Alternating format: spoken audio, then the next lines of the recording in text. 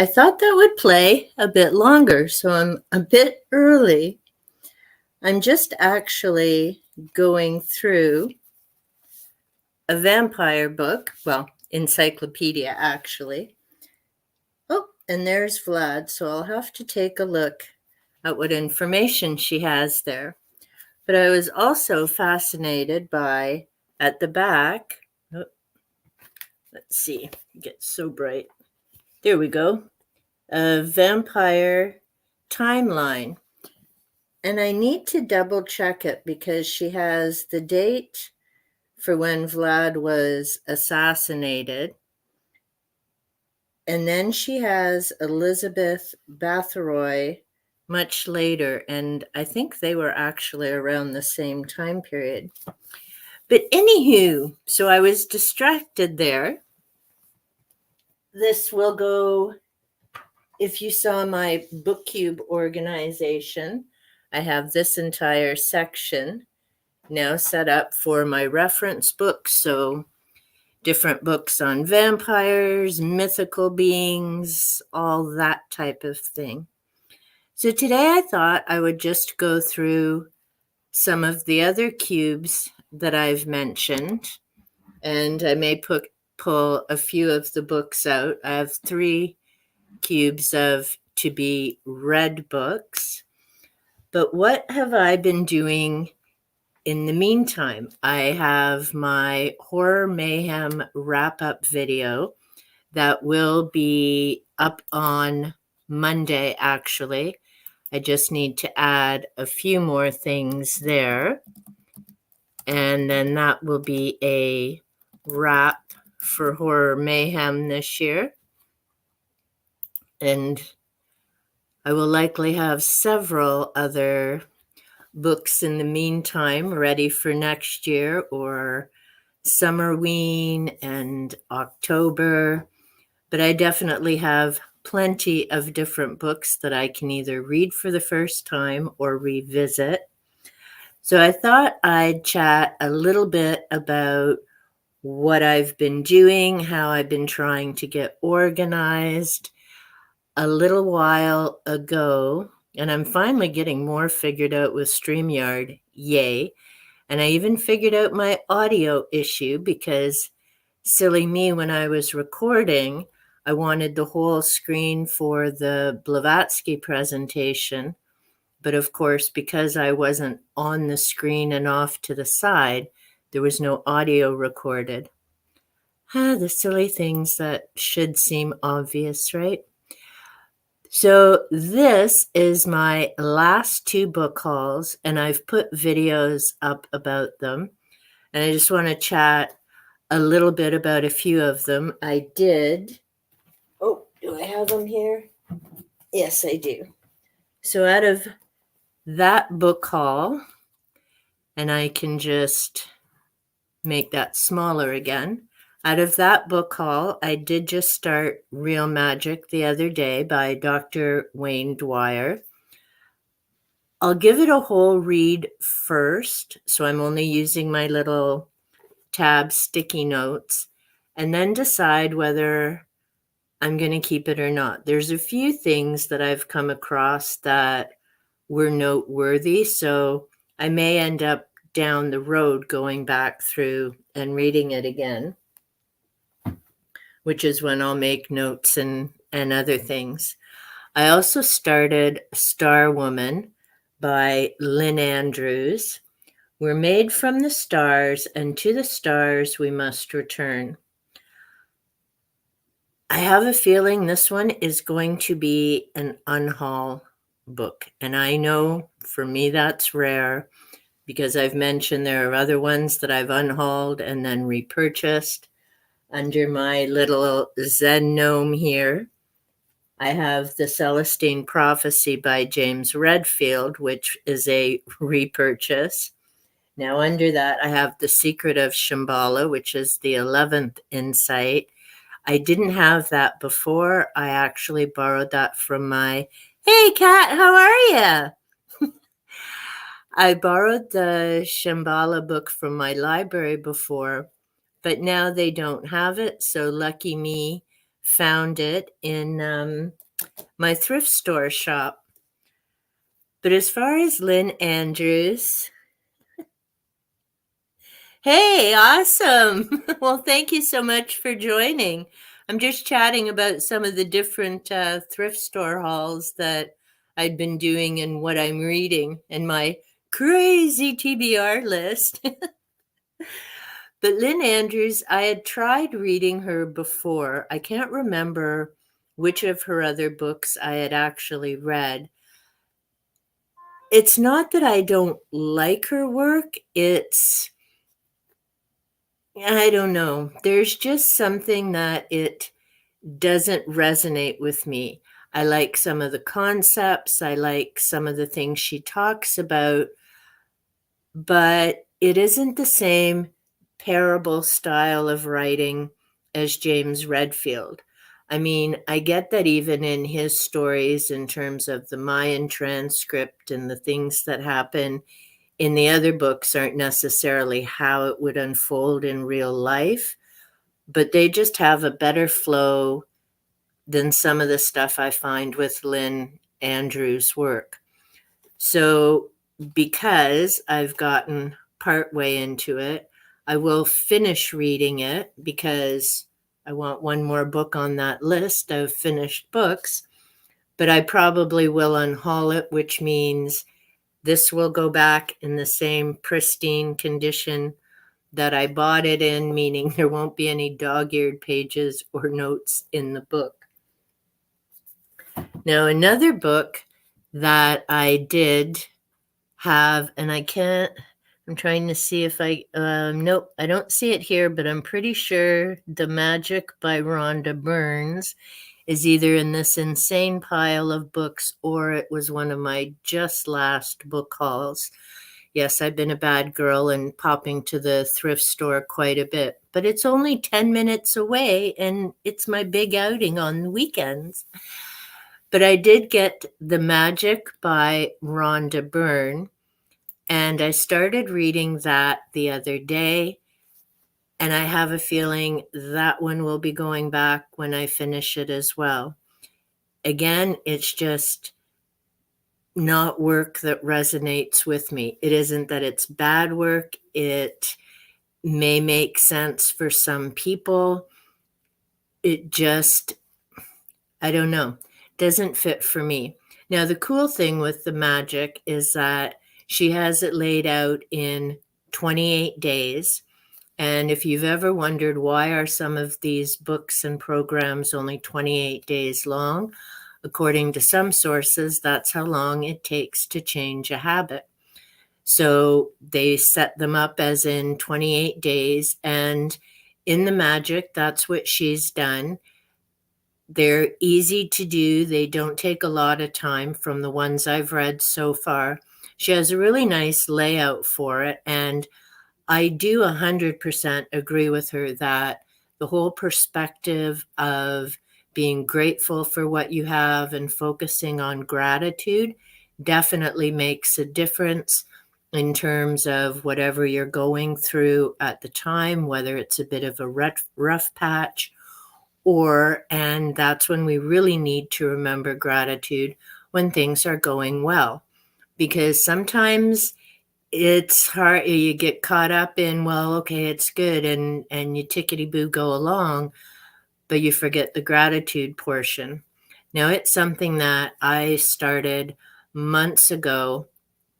I don't think it was from the 21 Rituals That Change Your Life, and I've done a video about that.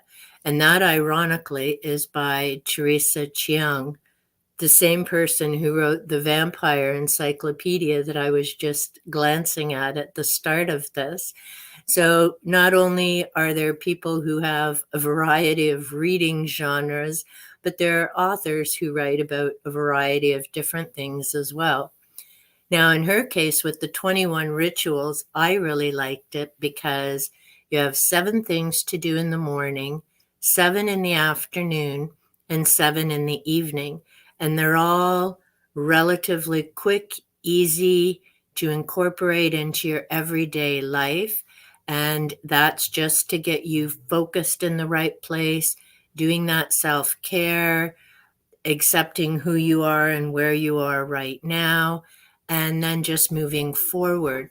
So it was cool, and I don't have my list around me here. It's in my other room. I wrote out all 21 things morning, afternoon, evening, because I'm that kind of a nerd. But the cool thing of doing that was as I went through the list, I realized I already do over half of those things. Some of them a little differently, the way she described them, and some of them I still don't quite do, but I do the ones that fit and make sense for me.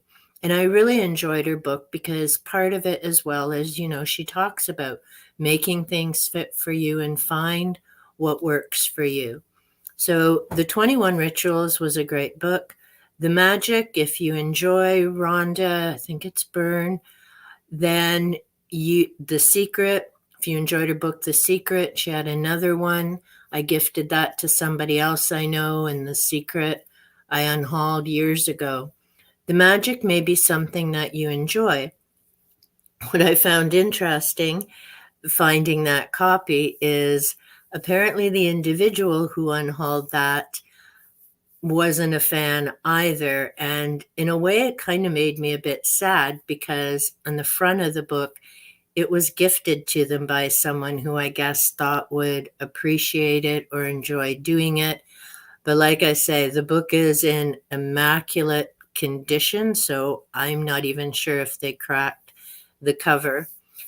But again, like with Star Woman, I'll finish reading it because there's things worth considering and thinking about, but then I'll unhaul it after that because I know it isn't a program I'll end up doing, for one, but two, because I already have books like The Artist's Way, which is by Julia Cameron. That's a 12-week program that I need to redo again, and that's just to help you get into the right frame of mind, the perspective figured out, as well as doing some fun activities.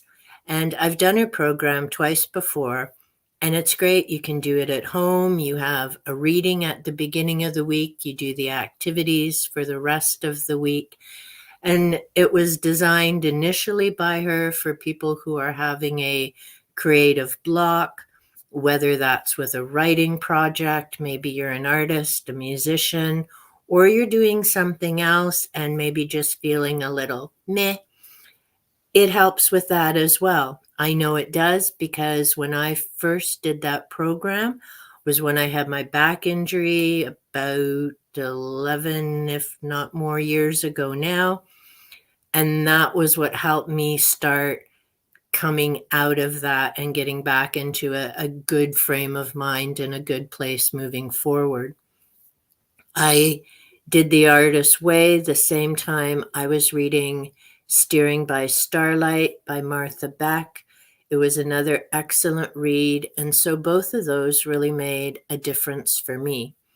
But like I say, with The Magic, it's worth a test run. That's why I always recommend check out what people are saying on Goodreads, check out your public library to see if it's a book that would be of interest to you before making a purchase. But I already have, like I say, the programs. I have The Artist's Way. I have Soul Journey by Denise Lynn. I've done that a couple times as well. That's a 28-day. You do different activities. So I've already got a variety of different books. So in this case, I really didn't need one more, but I was curious how this material was going to be presented. So in terms of me being kind of that nerdy individual, excuse me, and like I say, these were the piles that I had. So what I do with my books before they go on shelves, I have a huge binder, and this is my books, reading, and courses. So the plan is to have my master list pulled together. I'm just trying to get all set up here. and have everything nice and organized.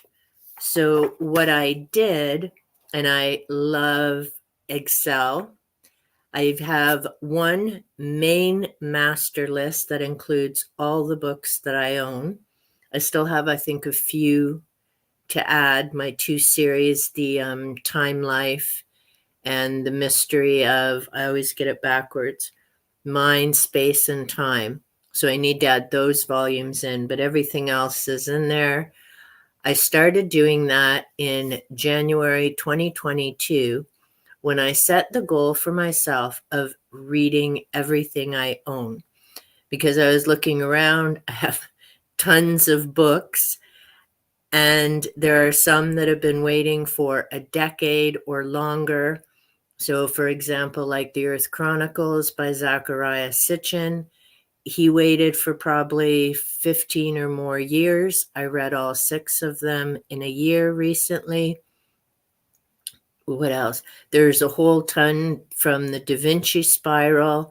I read 50 of my own books for that, and I'm still not done with that whole spiral and saga. There were a number of books that were rereads, but there were a number of books, particularly about the Templars and the Masons, that are first-time reads that have been patiently sitting and waiting. So I decided to figure out when I am going to read and when I finish this goal, which will probably be never because, like I say, if you see some of my last 2 shops, although I normally don't come out with that many, but I've certainly added probably 25, if not 30 books to my collection since January, which is insane because I think it was either 2020 or 2021, I bought 2 books throughout the entire year, which for me is crazy. And yes, I do say I'm a bookaholic and I do buy a lot of books. Other people buy different things. I buy books. They make me happy and keep me out of trouble. So what I did is I've set up my master list, and I have my book title, the year that it was published, and the author. So this is the list that I'll go through and start marking off which books I've already read, and that will just help tally that up. I know the number that I need to read is somewhere over 500. I know I wrote it down somewhere, but like everything, I have to start getting my notes in order. So that's the one list I have. And the other thing I'm going to start doing with this, so for example, I'll use this because it's a fun one, are acrylic painting for dummies. So I'll need to, and I think, oh, look, I actually have that right here. I love the Dummy and Idiot Guide books. 1, because the word just cracks me up. It doesn't offend me. But 2, they have such amazing information, and there's always extra little tips and things. There's excellent photos. I love the series.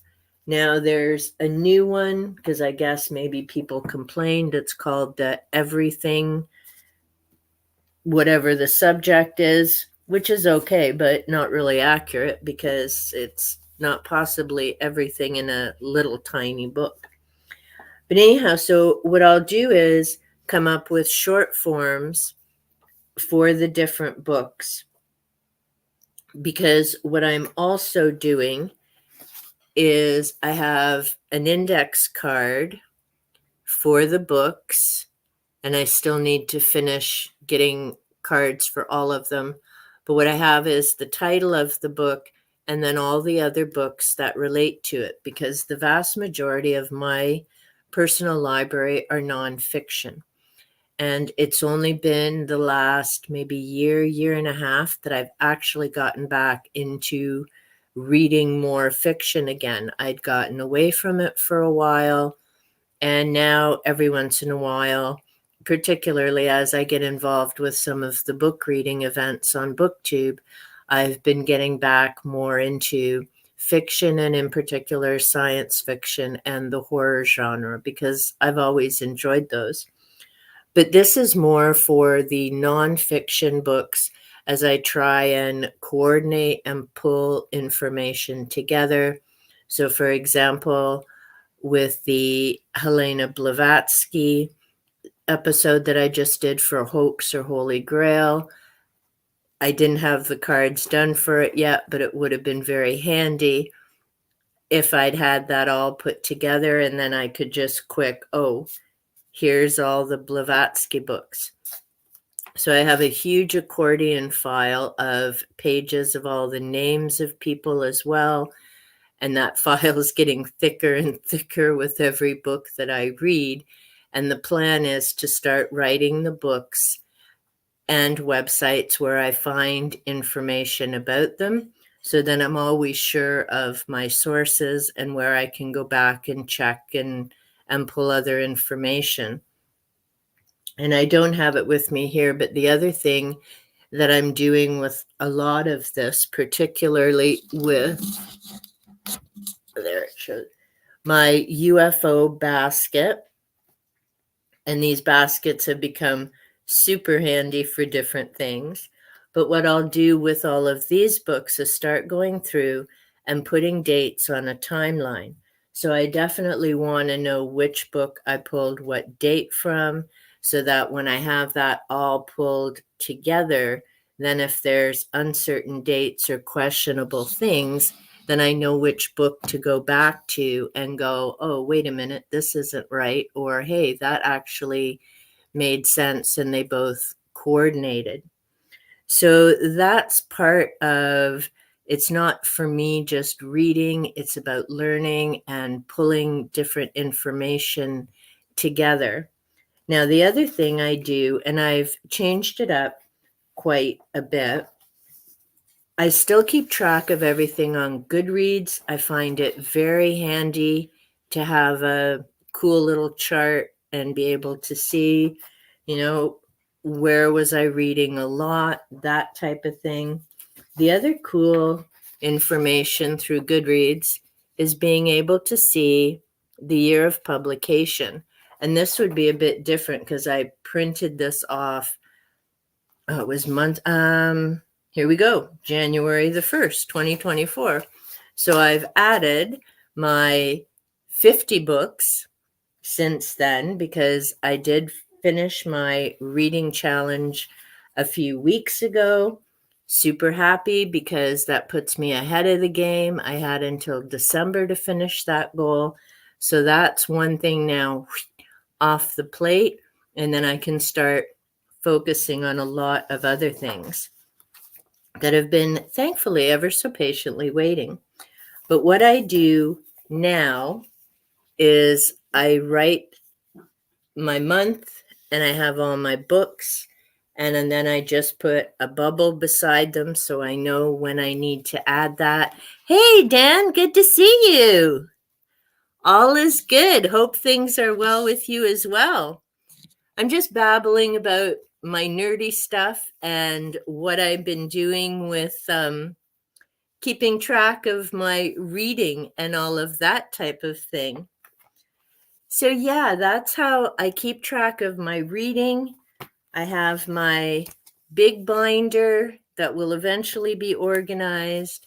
I have my index cards. Have my index cards. I'm just laughing at your comment. Babbling is good, but I don't have your cool accent. I don't know what a Canadian sounds like, but I love listening to your Welsh accent. It makes my day. And I love the beautiful scenery that when you're out and about, that is just such a gorgeous country for sure. But I have my index cards, so eventually I will get all that organized. Probably closer to the fall, because now that it's semi-nice here, I'll be out and about and probably reading and doing things. And I finally found my books so that as people make book suggestions, whether I'm watching a certain video, whether it's booktube or talking to people, or viewers have left me comments. Now I have my handy book that I can put in all the suggested videos.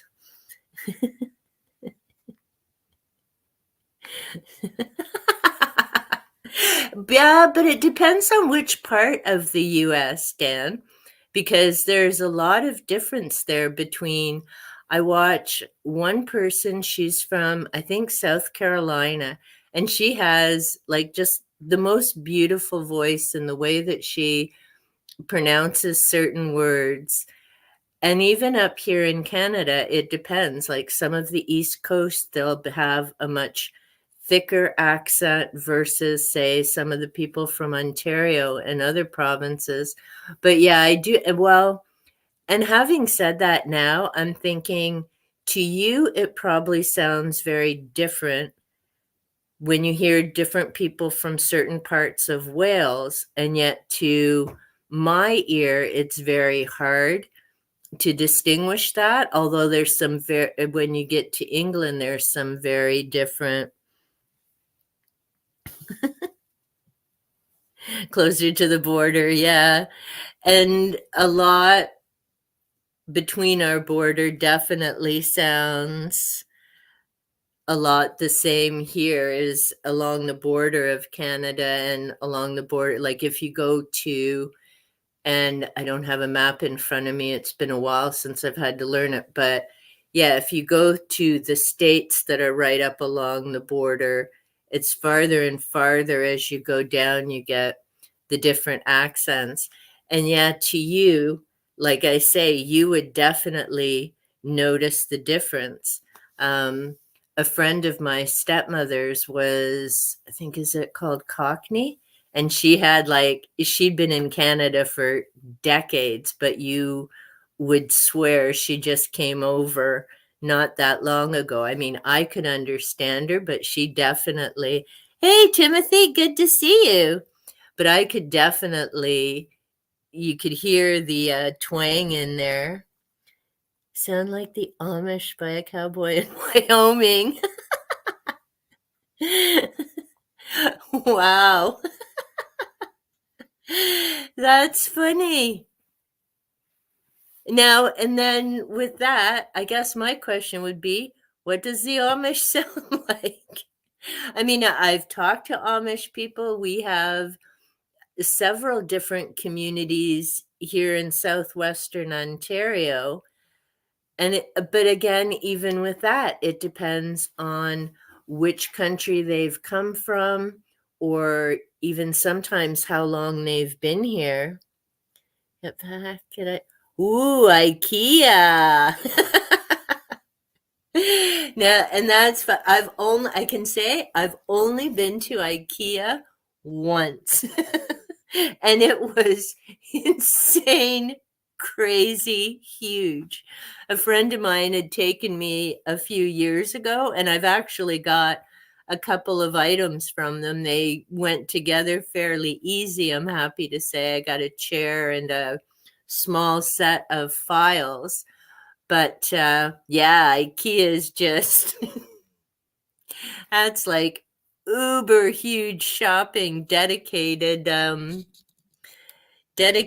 for sure to get things. So that's funny.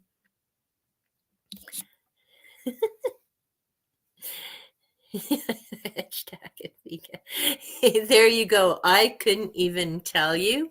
Just gonna turn this down. I couldn't even tell you what the names of the things I bought are, but they have such cool names for their different items too, even though they're basically, a chair and a little desk and what have you. And the little thing I'm sitting on, see, I always have to try and remember. See, it's a tiny little chair, but I have to admit, this is Wayfair. It came in the mail to my door. It sits on the floor. There was nothing to put together, and I love it when I get to sit on it. And that's when Panther and Tiki or Xena aren't snoozing on it, because it's on the floor and easy for them to get to. So, Dan, are you going to be on for like, say, 5-10 minutes, and we could try having you pop up on the screen, and fingers crossed it doesn't freeze. Let me know, and I can send you an invite, and we can see how it goes. But yeah, so just going through some of the different books. So that's basically what I do in terms of trying to get all my book stuff organized. And Timothy, I did see your comment about having to pause. Okay, no worries. Good to know. I saw your comment about having to pause with the TBR on my BookCube video.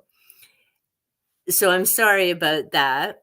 And what I did plan on doing with that particular video was actually recording and doing the audio so that I'd be saying the names of the different books that I showed.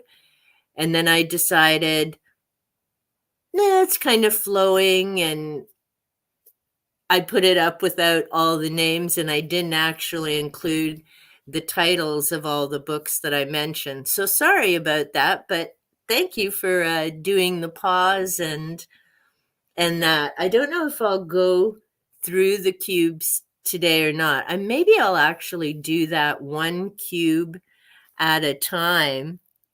I added a couple. Nice. Well, what I might do, and if you're interested, is go through and do each cube individually, and then I can also include all the titles and authors below it, because I mean, I have such a crazy group of genres. I mean, here I love this, and this is a handy little breakfast table that I have, so it's kind of nice. I can just move the little table over, and ta-da, here we are at the reading list. So in this group, I had like my weather, I've got numerology, I'm almost finished Moonchild by Aleister Crowley. It actually isn't a bad read. It's even tamer than reading some of the Anne Rice books, actually. So I was a bit surprised. I have New Spring, which has been waiting for 2 years. It's the last book that I need to read to finish the Wheel of Time series, which, by the way, I really enjoyed. And I guess I have to thank Prime for that, because although the series... Take care, Dan. Thanks so much for popping by. I appreciate it. I really enjoyed the series when it came on, but unfortunately for different things, different reasons, they didn't keep going with it, or it takes forever. I ended up reading the entire series of books. There's 14 altogether. This is 15, and this is a prequel, actually. But I read all 15 of them in 2022, so I ended up finishing the series before they even got to putting season 2 up. But I enjoyed that. This one, I think, will be a challenging read, and it's challenging to say. The Mabinogion. I know it's Welsh, so I probably just killed that. But it's a book I've heard about. I love... Oh, and this is the other cool thing. It actually came with this postcard, which was neat. So that was kind of cool. But it comes up, and I love reading about the Celts and history. Then I've got The Sea Wolf by Jack London, The Last of the Mohicans, which I know I read years ago. So that will be a reread. Yeah, I was thinking that this one would, but again, I think there's a lot of different Welsh terms in here, or I should say Gaelic, I think it may be written in. So I'll need to maybe, And it was only $1, which makes me sad because this is really, supposed to be an amazing read. The last, haven't read it since. There you go. And see, I don't think I read it in school. It may have been back when I was in school, but I know in grade 8, which makes me laugh now because it is probably about the same size. I know in grade 8, I had to read The Count of Monte Cristo, which was an amazing read. But to see a book like that be a novel study in high schools within the last 20, 25 years doesn't happen, let alone in a grade 8 class. But yeah, and then in the back, so we'll do one cube today. How's that? And I'll make a video with the other two. Who have I got back here? Oh, The Matter of Wales, Epic Views of a Small Country. And does it say, by Jan Morris. It's a Penguin book. Then we have Shipwrecks and Legends Round Cape May. That's by David Siebold, Charles J. Charles J. Adams. Because you got to read a good shipwreck story. Colors of the Soul. This is by June McLeod. Really enjoy this book, and there we go. And it's great because she has great ideas, things to be mindful of, and it might be in the back. Oh, here it is. And she even has cool little color cards that you can cut out to use. The Lovecraft Compendium. Really enjoyed reading this. And I'm going to have to decide because Indigo had a box set of Lovecraft. And the only story I knew at that time was the Dunwich Horror, which I'd read decades ago. And I enjoyed the story, but it's the only Lovecraft that I read. Now, I have to say, I enjoyed reading the compendium, and it includes Dagon, The Call of Cthulhu, The Dunwich Horror, which is why I got this one, The Whisperer in Darkness, and The Haunter of the Dark. They were all great reads, so I may check a little bit more of him out. Exactly, right? He's got, if you like horror stories or creepy creatures, or I don't know, maybe some of his stories would keep you up at night. But until I'd seen the biography on Prime and they were talking about Cthulhu and these little stuffed animals, and I'm thinking, wow, I really don't get out much because I had no idea they had become so popular. And the biography on him was really fascinating. And as I mentioned it'll be up on Monday, the May Horror Mayhem wrap up. In some ways he wasn't really a nice guy, but his works definitely give you a chill. And they do remind me of Doctor Strange by Marvel. Like, I really wonder whether Stanley Lee read some of Lovecraft, and that's where he came up with some of those ideas for the Doctor Strange comics. Exactly. I totally agree. I mean, and that's the thing, right? We all have things about us that others may not like, but it doesn't mean that some of the other things we do aren't of value or shouldn't be appreciated. So I think his work should definitely continue to be out there. And like I say, I'll have to decide whether I'm going to read some more about him. The other book, and this would be another reread, is The Seat of the Soul. This is Gary, I don't know if I say his last name right, Zukav. really enjoyable read if you're looking for, kind of a pat on the back or a change in perspective, just things to feel better. So, on those days when maybe you're just feeling a little blah, there's definitely some uplifting, great stuff in here. Then, because I already mentioned Moonchild, I'm curious about this one, and I'd seen it so many times, just never picked it up at Indigo because I'm cheap. The Book of Awesome. This is by Neil Pasricha, I think. Hopefully you can see that there. And it's just got some cute little things to make you laugh and feel better. I haven't read it yet, but I think it's can't really just kind of one of those something to give you a chuckle. It's not a deep, intense read. So I'm looking forward to that. When I was at the thrift store, the clerk was laughing at me when she saw I was buying the Bermuda Triangle. This is by Charles Berlitz.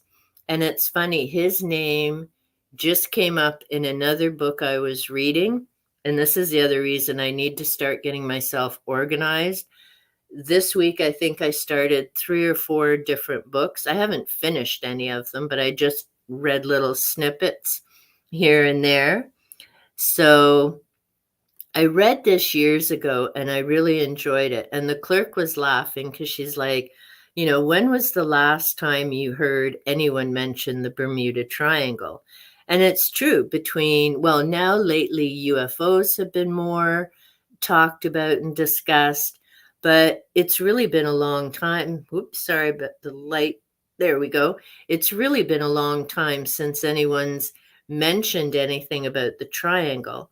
Now I'm curious and really looking forward to reading this again because as I've been reading The Field and about the Akashic Records and different things to do with energy and quantum physics, I really am curious to know how this work ties in with all of that because there really is a connection between so many different things, I believe, anyhow.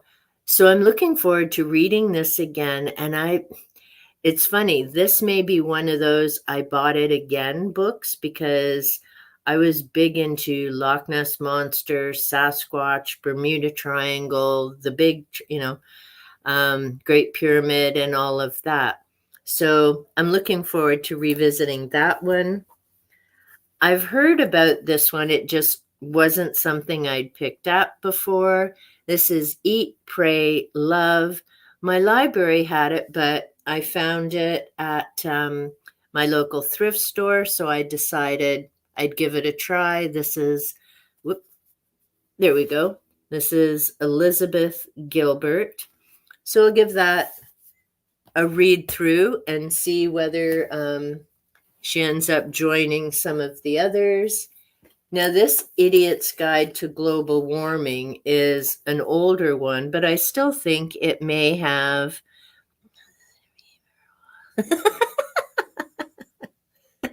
Well, when I read it, I'll let you know what I think of it.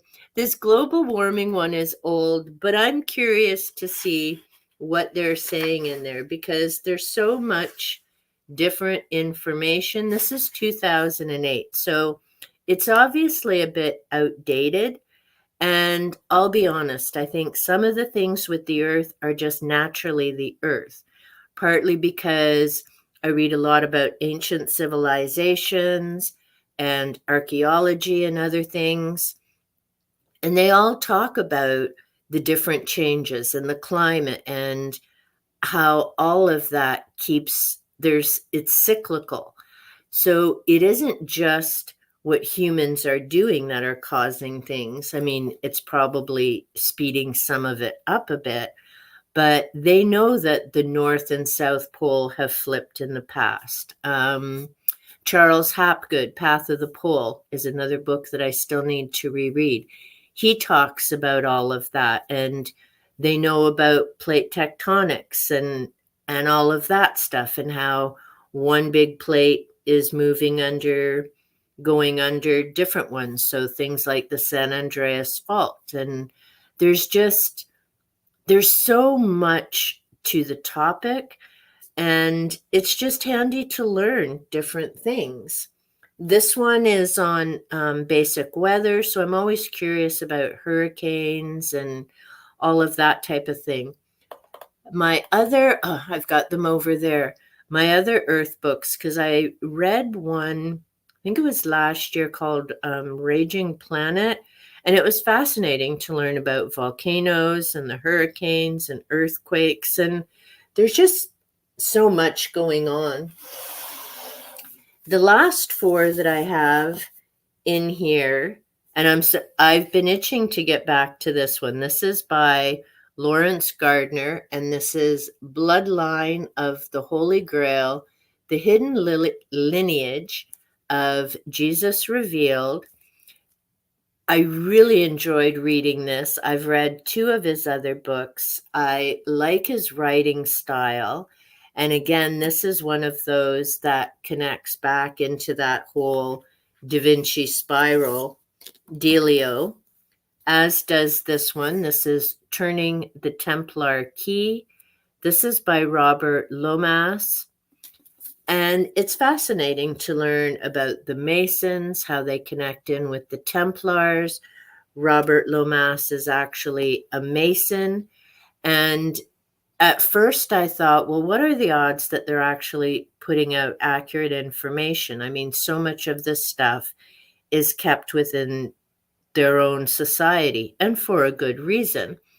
But actually what they talk about isn't any of the members only stuff. So it gives you an idea of what the society is about, some of the types of works that they do, but it also gives you an idea of the history and the development, and again, the different connections in terms of the Templars, and all goes back to ancient Egypt, as does the Bible. I'm not sure why I didn't put two and two together for the longest time, but things come to you when it's supposed to be.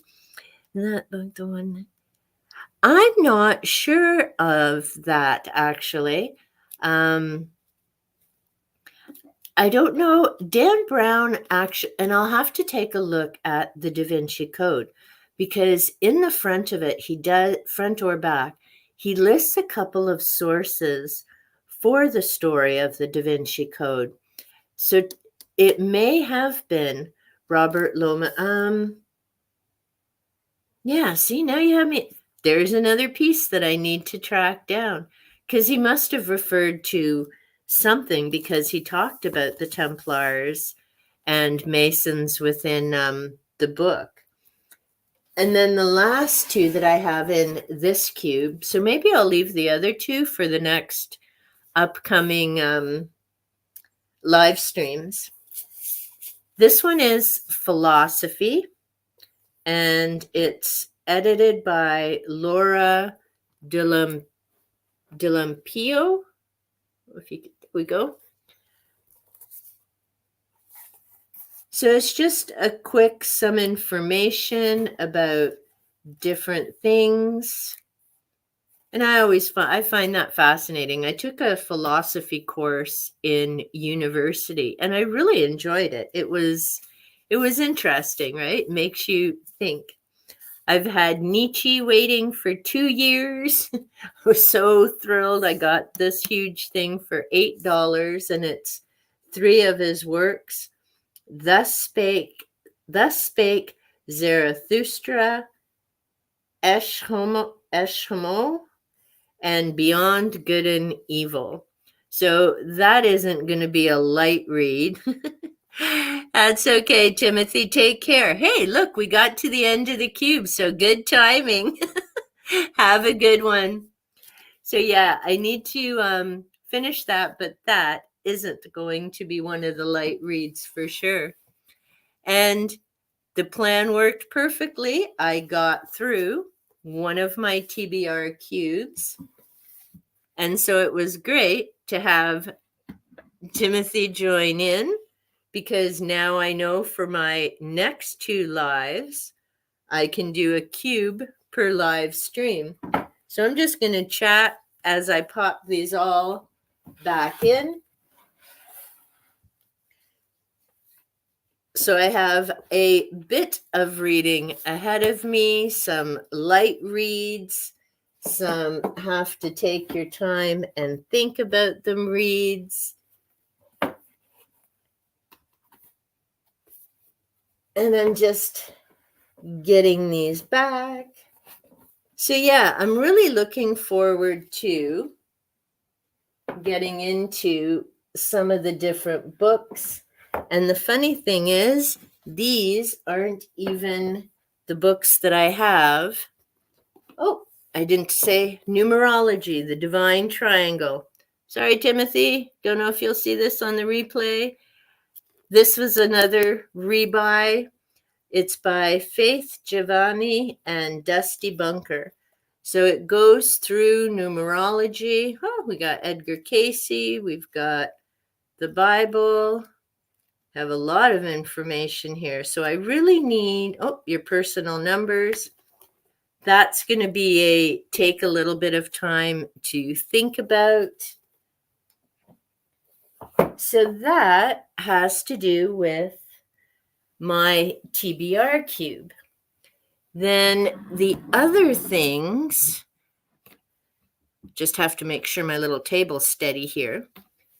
The other, this basket is kind of what I'm working on, currently reading, making notes. These baskets have become super handy. Like I say, and I had shown, I've got my UFO basket up there. And it's been great because as I've been trying to organize my books, I've also, with spring, been trying to do some clutter clearing and what am I hanging on to and what do I need to put into use or just thank you and let it go. So I'm so glad that I had the baskets. Now, a couple of things I just finished and that was what led to one of my recent thrift stores. I went thrift store shops. I was looking for The Dead Zone by Stephen King. I've been reading I'm doing a buddy read with Revenant Reads. That's Vin. So I got this at the library. I have my notes all done. And we're starting to share comments. And I do enjoy the buddy reads. I've really missed reading a book and being able to sit and chat with it. And a big part of the classes that I was in were English classes. And even when I was in resource, I've really missed that being able to chat and talk about a book and the characters and what does it make you think about and what else does it connect to. So the buddy reads are fun. Now the other, and this has been probably waiting for a year as well, I got a Dune box set. I just got the set of 3. I had no idea there were that many books. I read Dune a long time ago. This is by Frank Herbert. I've seen the movies, but I decided I wanted to read the book again. And I need to check here. I'm pretty sure it's at St. Donahue. And is that Steve? And he was talking about Dune and a plan for reading it through June. Now, what I find interesting, and I could have heard it wrong, I have to go back and watch the video again. I think he was saying there were 4 books to Dune. And my copy, there's Dune, Muad'Dib, and the Prophet. And I think he had also mentioned Messiah. So maybe they printed it differently depending on the publisher. And then the other book is The Children of Dune, which I've never read. And I don't know if I've read The Messiah now. It's been such a long time. I guess I'll have to read and figure it out. But the other thing that I did notice, and I haven't seen the other ones, this is great. This is by Ace Publishers.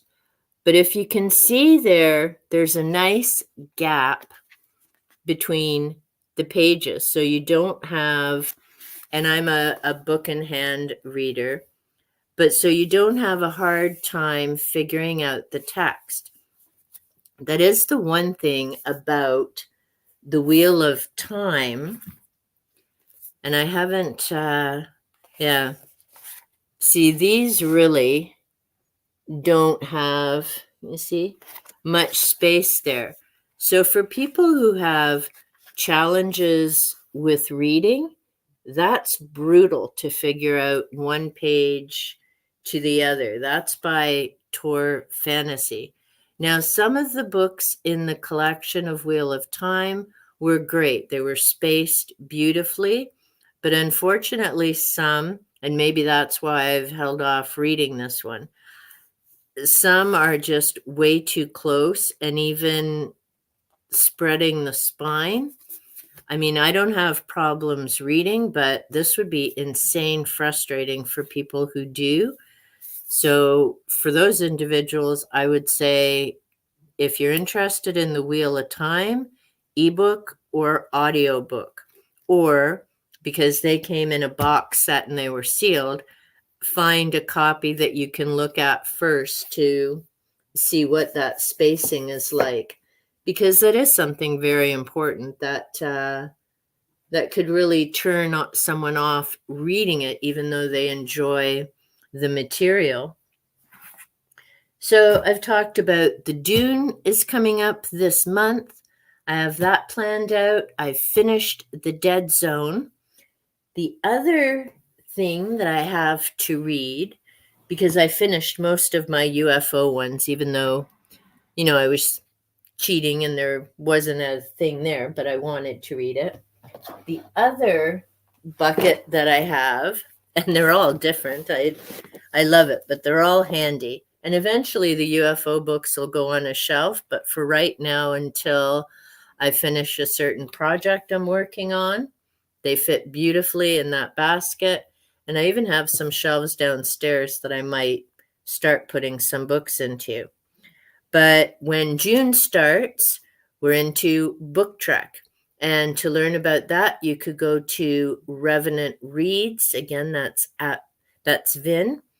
And it's reading, whether it's the classic Star Trek. So I have this magazine that's been waiting for a year. Original series trivia book. And it makes me sad that there's probably a lot of things I don't know anymore, but there was a time in my life where I could have told you every episode in order and the characters. I had the original books, which I'm so sad I unhauled now because I can't find them. Even when I went to the thrift store, and so that was one of my shops, I wanted to participate in Book Trek. So I did find Probe, and that's from the based on the original series, and Star Trek Voyager, Mosaic. But those were really the only two books that I found, and I've checked Amazon. So I think if I want to build up some of that collection, what I'm going to have to do is start getting to some of the used bookstores, not just my thrift store as well. Now, the other one I have in here is 50 Shades of Grey. This is by E.L. James. Cost me, woohoo, a big $1. I'm still, I don't know. There's so many other things I have to read. I am now up to 12 out of 24 of my banned book reading event. So this may end up waiting till the fall. I'm not sure. Or I may even look up some of the other titles of banned books and pick those instead. But the other thing I have in the bucket is getting ready for rocket summer. I have lots of science fiction. June, June, Dune could certainly fall within that. And I'm not sure. I may try reading it in June and following along with St. Donahue. I'm just going to have to see how things go because I also have a ton of yard work that has been waiting for me, and the weather has been up and down. So we'll just have to see how June goes. But what I currently have put aside for Rocket Summer, and that is, hopefully I have this right, Michael J. Vaughan. And there's more information on his channel about Rocket Summer. And I believe that's July, August, and it's classic science fiction. So The Sorcerers was more a horror mayhem book. I just have it in here because I'd like to read it. There's Breach of Containment.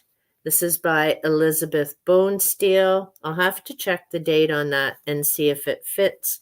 I know there's another, pretty sure there's another science fiction reading event. And thank you so much to Dave at Book Blather. We had a lovely chat and he walked me through the different book events he knew of. I think there's another one coming up, so I may save it for that. I have Asimov Foundation. I've read it once, but I'm looking forward to the reread. Still haven't decided if I'm going to go on with that series. I think according to this book, there are 7 books in the series. So I don't know, because I've been to a live chat with Greg and Alan. Greg hosts the chat. Another bibliophile reads. Phew, finally got it right. I keep forgetting the reads when I mention them. Sorry, Greg. And people had mixed comments about this series. So what I might do is see if my library actually has a couple more of those. This is when I was still going to Indigo, which I haven't been in ages. The thrift stores provided me with tons of reading, but this was one of the 2 for 15 books that I found. So I'll see if I decide to go back. Another that I might revisit during this time, Robert Louis Stevenson, of course, Dr. Jekyll and Mr. Hyde. Again, I'd seen movies, I knew the story, but it was just recently that I read it for the first time. So this is Dr. Jekyll and Mr. Hyde and Other Strange Tales. I enjoyed it, and I am interested in revisiting it. Frankenstein, I actually had out for Horror Mayhem, but I didn't get to it. This is by Mary Shelley, and I am looking forward to reading that again. So that may come up during that time. And then, of course, my all-time favorite, the classic H.G. Wells. This is a collection. I just haven't fit this book back in yet. So this includes The Time Machine and Other Stories. I enjoy Time Machine is my second favorite. War of the Worlds is absolutely top, bar none, my favorite H.G. Wells. The book. Movies have been okay, but the book. I read it a long time ago. I just revisited it a while ago. The Island of Dr. Moreau gives me the creeps. Hard to read if you're an animal lover. The Invisible Man, which is also a fascinating read. And The First Man in the Moon. I enjoyed reading that. It was an interesting story. And I have to say, and that's all I have in there for right now. I also have behind me my Jules Verne box collection. I may revisit some of his. I just read 20,000 Leagues Under the Sea for the first time last year. And again, I'd seen the movie, I was aware of the story. I did actually enjoy reading the book, but when it comes to Team Wells or Team Verne, I'm definitely Team Wells. I love the way that he writes. I enjoy just everything about his books, the concepts, what he's thinking about. Hello. And, I really enjoy Wells. Now, Verne is also a good writer, don't get me wrong, but with some of the stuff, I mean, I enjoyed his Journey to the Center of the Earth. I just find he's way too technical. I'm not a math person, so there's just way too many numbers and specifics that bog me down when I'm trying to read Jules Verne. Now, for some people, that may be the appeal because he does put in a lot of description and detail. And when we're into Not Around the World, which I did enjoy, Around the World in 80 Days, it wasn't the story that I thought it was. So I really enjoyed reading that. Journeys to the Center of the Earth creep me out because I'm claustrophobic. So some of those parts were really hard to read because I could visualize being in that tunnel and you can't get out, like you can't just, stand up and walk out of the tunnel. But Verne did a great job with that. And I think it was his moon books, Around the Moon and The First Men on the Moon, because there's the two that go together.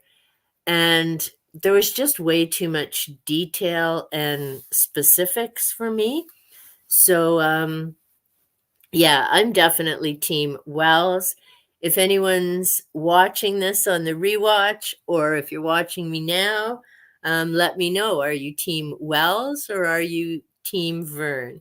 They both have amazing works. I've enjoyed work by both of them, but I'm definitely an H.G. Wells fan. And I'm actually looking forward to, I'm doing a remake about the War of the Worlds for October, in particular focusing on the radio broadcast versus the book versus the movie, or I should say movies, because there's been more than one. So I'm looking forward to doing that, partly because watching the movies again, and I've moved it somewhere else. I had my War of the Worlds CD sitting here. Hello, Mrs. Peacock. I love listening to the musical War of the Worlds. I mean, the voices and the people who are doing it were just amazing. They did a great job of telling the story about the War of the Worlds. And it certainly isn't something you'd think of as a musical, but they really pulled it off. The House of Seven Gabe, I have never read that. Nathaniel Hawthorne, that I started reading a long, long time ago. And to be honest, it's one of those books that I'm still meaning to pick up and eventually read. What are your thoughts about it? Do you enjoy it? Like I say, I've heard great things about Nathaniel Hawthorne. It's sort of like Lovecraft. I've heard of him. I read the Dunwich Horror decades ago, and I probably started The House of Seven Gables around like the same time, within a year and a bit of that. And I'm not sure. I just never ended up finishing it. So, okay. I did say I have my book handy and I have a pen. So before I forget, I am writing down The House of Seven Gables. I've heard different things about it. Like I say, I just never ended up finishing it. So I need to definitely check that out. And see, this is why I love being able to connect on tech and get titles and new genres. Now, I will admit there is one reading event that I won't be doing because I've never read a Western. And it isn't that there's anything wrong with the event. I've just never oh, nice. I've just never read a Western. So I'll be passing up June on the Range, but I will definitely be looking into Nathaniel Hawthorne. And science fiction is for for me, it's comfort reading. Hail Mary by Andy Weir. Okay, interesting. Now, I'm not familiar with the author or the book. And I go Western. A Western. Oh, Firefly. I was in a book chat the other day, and they were talking about Westerns with aliens. So they were mentioning Firefly, which is a shame. That really didn't go much farther. I did enjoy watching it. Wrote The Martian. Oh, okay. Trying to think. Did I see The Martian? All right. Hail Mary by Andy Weir. Hail Mary. And that's by Andy Weir. And he also wrote The Martian. I haven't read that. I've heard about the movie, so I'm going to put that down here as well. The Martian. Very readable. Okay, super. Good to know. The Martian. All right, cool. Now I have 3 more books to add to my list, which is amazing because like I say, I enjoy revisiting authors. I enjoy finding new authors.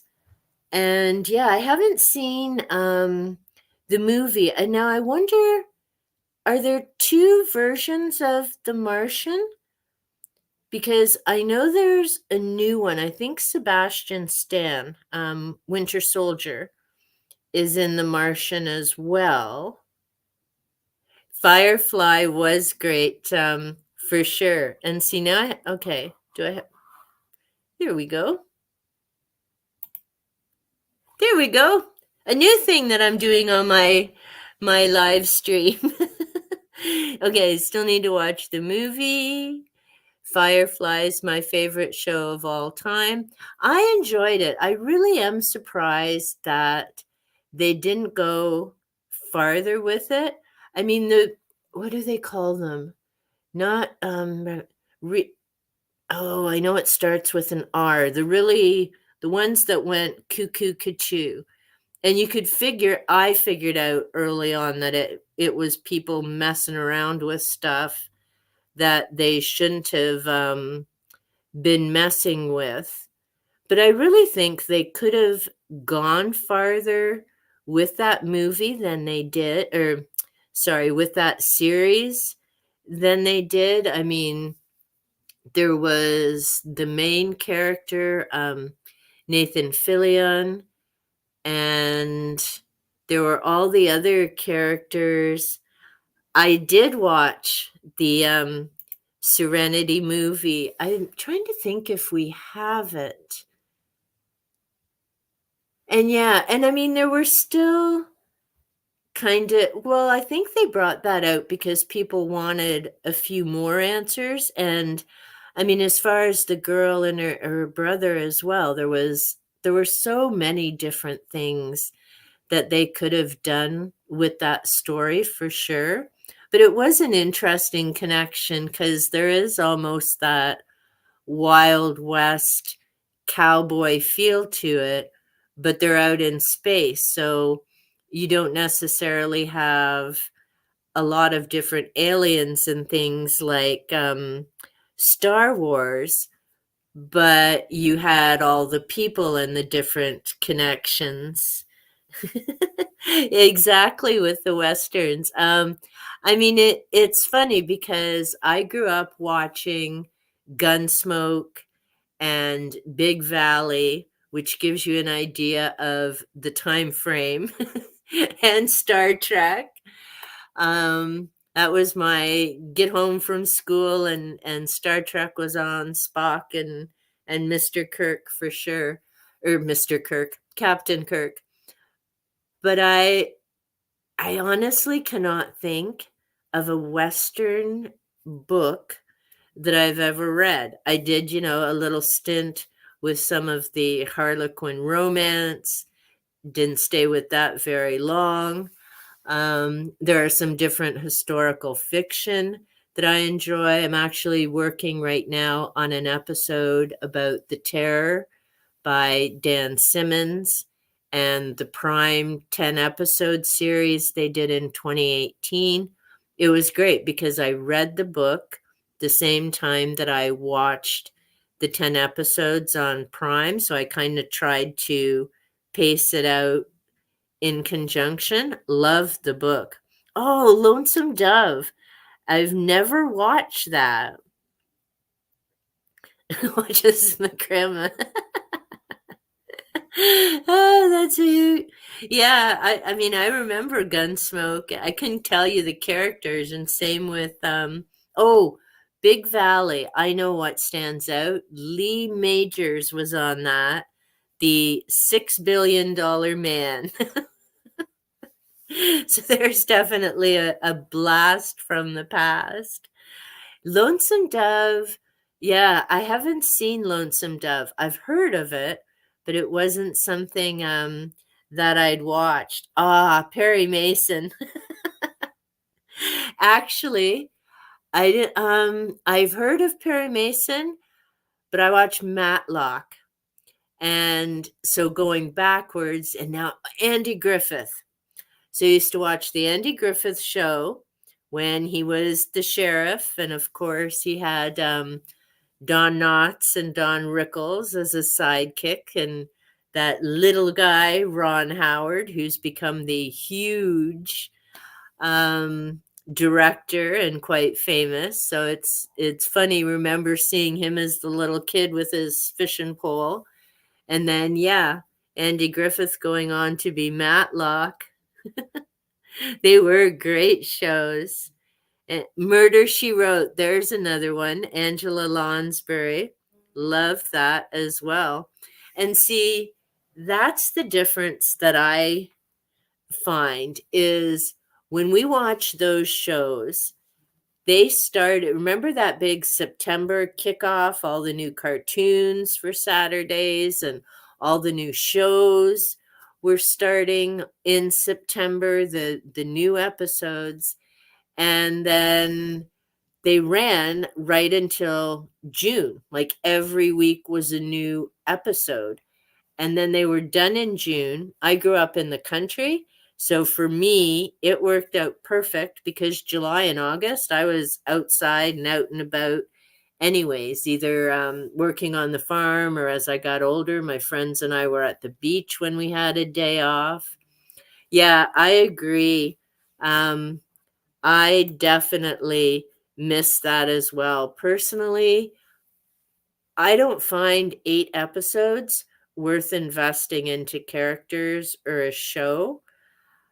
And especially now when you have no idea whether it's even going to be coming back.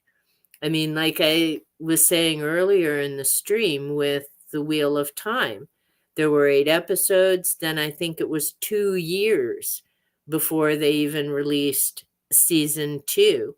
And I'm thinking, I'm not a big mystery reader, and I don't like waiting that long.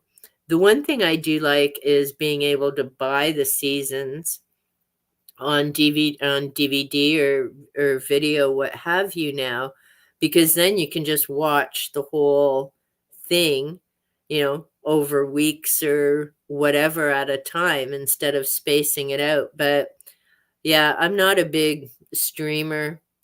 I do the same is unless I'm into a series and invested in the characters. So, for example, Supernatural, I loved. Excuse me for a minute. I loved Supernatural and I've watched all 15 seasons. But beyond that, there really aren't many TV things I watch anymore. Certainly nothing new. So I basically enjoy watching YouTube, whether it's different booktubers. There's some neat paranormal things there. Oh, okay. Only Murders in the Building. I don't think, because I only have Prime, we don't have a whole ton of different streaming channels. So I'm not sure if that's available. Oh, made it to season 3. I've actually made it through the 15 seasons twice. And to be honest, when I first started watching it, see, I don't have Hulu, but yeah, and sometimes Hulu sends their stuff over to Prime, so I'll have to see if that ever happens. But with Supernatural, and that was only supposed to be 1 year. I don't know if I've seen Lucifer. My husband loved Criminal Minds, and yeah, and watched Supernatural. I'm not sure if excuse me, my allergies are now going to start acting up. I'm trying to think who's in Lucifer or what that storyline was about. But Supernatural, I know, was only supposed to be on for 1 year. So for the ending was kind of stupid with the car accident. But then the fans, there was a big hullabaloo. And yeah, then they managed to stay on for 15 years, which was amazing. And they'd probably be still going if the two actors hadn't decided that they wanted to try and do something different. And yeah, but I enjoy it. Well, the first time I watched it when it was on TV, I stopped watching, I think it was season 7, whenever the Leviathans were coming in, because after 3 years of trying to find the yellow-eyed demon, and wasn't it the next year that they were looking for the mother of all, and then that was done in a year. So we had the apocalypse. They managed to wipe out the mother of all in a year, which really made no sense. Pretty sure she would have been tougher than the yellow-eyed demon.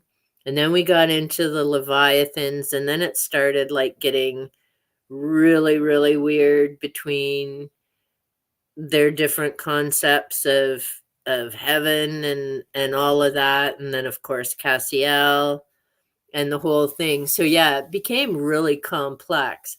I liked it in the beginning when they were looking at the different things from the paranormal world and the different urban legends and myths and things. But it wasn't bad. I mean, compared to some of the other carp out there, and like I say, 8 episodes. So I think some of the last few, I like Big Bang Theory. That was amazing and good for a chuckle. And that's another one that stayed around for 12 years. I mean, it was silly, it was fun. It was something you could kick back and relax and just, kind of take a break from. Okay, Lucifer stars Tom Ellis. He looks familiar, sounds familiar, but I can't place what else he's from. Now, what kind of characters or what's the premise of Lucifer? Is it different demons and things, or is it kind of like an angel, the everyday world, and there's these odd characters? I know I think I've seen an ad for it, just never actually followed up on getting it. And like I say, unless there are some things on Prime, I don't end up watching them. I think we've got, what is it, Tubi? Tubi. So sometimes you can find, I tend to look for like the older shows because I never watched Medium when it was being aired, but we ended up watching that whole series. And then there was Sherlock Holmes. I can't think of the actor's name now. He's British. He did a good job, and it wasn't, I don't think it was Lucy Liu with him, but it was an interesting show about, the he wasn't a psychic, but there was this whole mystery and all of that. Okay. He plays the devil. He wants to live on earth instead of hell. It's a very different take on the God Angels, Lucifer story. Very funny, also heart-wrenching in places. Yeah, no doubt. Probably is somewhat different. I'll have to check into that. Now, the other, I don't know if either of you have watched Good Omens. I enjoyed that, and there's actually been 2 seasons of it. I don't know if they're planning on a 3rd season, but that was actually quite interesting as well in terms of, whether you're fated to do something or whether you can change how things are flowing and the role that other people expect you to play. Good Omens was kind of neat. It's an angel and a demon, and they've become friends, and they've been friends for a long, long, long time, but they can't let on because, of course, that doesn't work out so well. But it was a fun show for sure. But yeah, there were some, I enjoy, shows that make you think. I don't want to hear the F bomb every other sentence. What? Yeah, David Tennant is very good for sure. And Good Omens, like I say, I really enjoyed it. They have the 2 seasons now, and I found it's quite good. It was, it's light. There's a couple of spots that, make you a bit sad, but for the most part, it really makes you think. And watching these 2 characters, kind of tippy-toe around things and remain friends and help each other out and be able to count on each other, I think is a really cool take on it and a good message in terms of, you know, anyone can be friends and work together and help each other out for sure. So yeah, but yeah, to me, there's a few new ones, but I'm not into listening to the F bomb. I'm not into some blatant stuff that I don't want to see. You can tell a story without it, and I want the story, quite frankly. So, things like H.G. Wells there's a story there. It follows along with things. Same with Jules Verne and so many others. But yeah, and I find I'm watching even usually in the evenings, I'll watch, a little bit of TV. My TV doesn't go on until 6 o'clock at night. It's never on during the daytime anymore. And yet it's funny, when I was younger, I'd watch game shows. I used to watch the soap operas, and it's been probably 15 or more years since I've bothered with any of that. And now I find even in the evening, I'd rather pick up a book, whether it's one of my nonfictions and I'm into something, or whether it's one of my fictions and I just want to get it finished. And it really depends on the book. Like when I started The Handmaid's Tale. I just reread that a little while ago. I did that as a buddy reads, and I had to know how it ended. So I literally stayed up till like 1:30 in the morning because I needed to know how the book ended. There's some other books. I've had them sitting for 3, 4 months and I still haven't finished them. So for me, it really depends on, it isn't even necessarily the author because some of these other books they're well written. It's just not what I'm in the mood to read at the time. And I think that's part of why this week I ended up starting 3 different books. And it's like, no, no. And I think a big part of it is this week I'm kind of itching to get outdoors and doing some yard work, which is the big plan for tomorrow. I have my Baby Groundhog episode up and waiting to premiere, so that's all set. So tomorrow morning, I think, is going to be some time outdoors and getting some yard work and gardening and things done. But I see I have been chatting for an hour and a half. I wasn't expecting to be on quite this long today.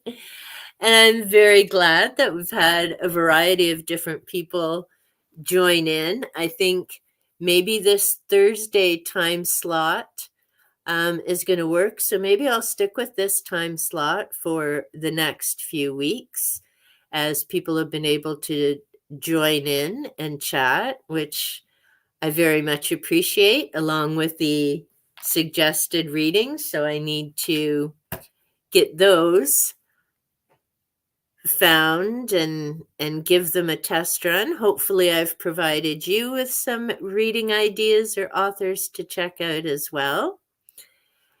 And I'm going to say thank you so much for the gift of your time. I've really enjoyed and appreciated you stopping by. And I think I'm going to say have a great time and take good care until the next time we get to connect and chat. Oh, that's not the picture I wanted. Who did I want to put up here? Oh, that's some of my coloring. Ah, there's my funny cups. There we go. My little panther in his Monday pose. He's having a snooze. All right. Take good care, everyone. Thank you so much for stopping by. I very much appreciate it.